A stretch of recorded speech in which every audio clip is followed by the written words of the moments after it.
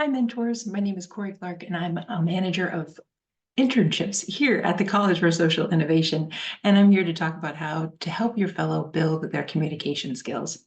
So let me just share my screen and we can get started.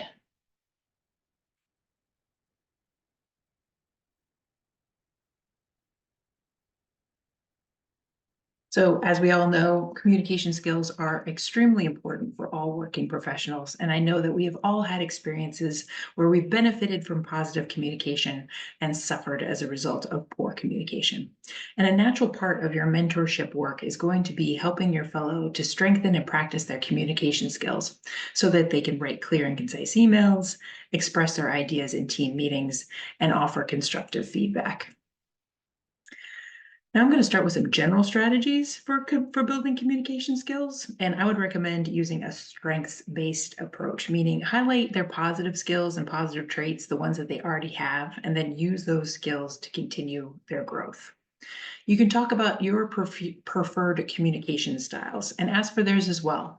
And having this type of a discussion really enables your fellow to understand how you're going to be working together and can help avoid misunderstandings and hurt feelings down the road.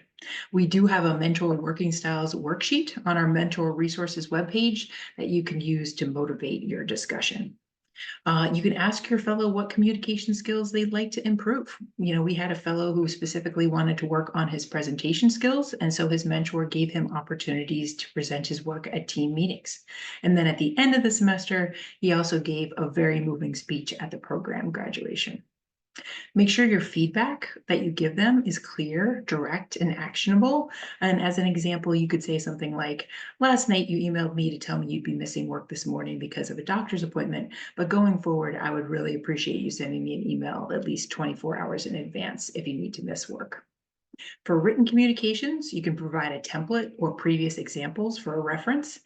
Examples can be especially helpful if your fellow is going to be doing a lot of outreach to community members or donors. And additionally, some fellows do benefit, especially in the beginning, from you reviewing their communications before you send them. I recommend reviewing team norms so they understand how to appropriately interact with team members, both virtually and in person. Again, you can typically say something like, we keep our cameras on during virtual team meetings and take them in a quiet place with minimal distractions.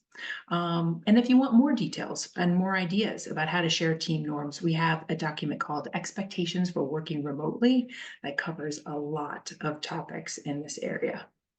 If your fellow is stuck on a problem and you're unavailable for questions, how should they proceed? This is a very common pain point for fellows, especially at the beginning of their internship. So, for example, you could say, I'm usually pretty good at responding quickly, but that can be tough on some days where I have a lot of meetings. Typically, I can respond to emails within 24 hours and chat responses within 2. And if you're waiting for a critical piece of information from me, it's okay to give me a nudge on chat to remind me to respond, or approach another team member who might be able to give you some guidance. Finally, it's great to take the time to recognize and talk about your fellows' progress over the semester. I recommend doing this especially if you see that your fellow is trying hard to improve, because it takes time to build positive work habits, and positive and constructive feedback is going to help your fellow remain on the right track. Now, I specifically want to talk about work emails because there are just so many of them, and fellows can be overwhelmed with how to cope with the sheer volume of information or feel confused about actionable steps that they need to take. So, if your fellow is wrestling with managing their work emails, here's a couple strategies to try. You can talk about how you manage your email, because in all likelihood, you have done that a lot in your career. Be clear about when to respond to emails. For example, you can say in our organization, we really try to respond to all our emails within 24 hours, and be clear about how you want them to respond to your emails. So does every email require a response like I read this, or I saw this, or thank you, or is reading emails just the expectation? And if your fellow is really struggling, you can take some time, maybe set aside some time every day for your fellow to catch up on their emails, because in some situations, falling behind in emails can cause fellows to freeze and then they do nothing. Lapses in communication.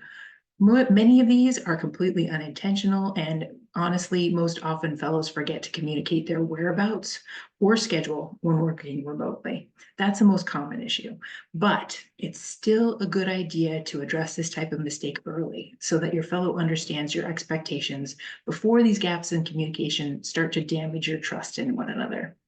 Ideally, you've covered some team norms and policies in your onboarding process, but if not, it's a good time to review how the fellow is expected to communicate their work schedule and location. Now, that could be as simple as keeping their calendar updated, but if you don't have a shared calendar system, talk about how you want them to communicate their schedule, when it's okay to take breaks, and how to tell the team if they're stepping away from their computer. For example, you might have a team norm that says, hey, just send a message to GChat or whatever chat that you use.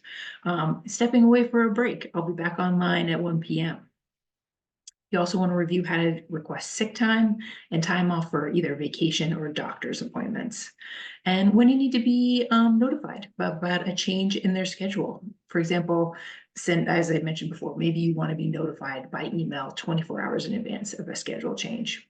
And finally, very helpful to mention, like, how do you cancel a meeting if you're the meeting's facilitator, or how do you tell the facilitator that you're unable to attend, just so everybody's on the same page. One final piece of advice, it's a good idea to explain the impact of their communication mistakes on you and the team. And again, just try to be as clear, direct, and as honest as possible. Like, it's making it hard for you to trust your fellow to show up in meetings and causing stress, or possibly team members are kind of grumbling and expressing frustration because they're not getting response to their emails. So being clear about expectations makes it easier to consistently hold your fellow accountable to your standards. And when communication is clear, problems can be dealt with quickly and easily, and the work relationship remains positive. So there you have it. This is the advice that I have for how to help your fellows build their communication skills. You can find many more support documents and videos on our mentor resources page. And as always, you can reach out to your SITC advisor or the internships team if you have questions. Thank you so much for taking time out of your busy day to watch this video, and I hope you enjoy the rest of your day. Bye.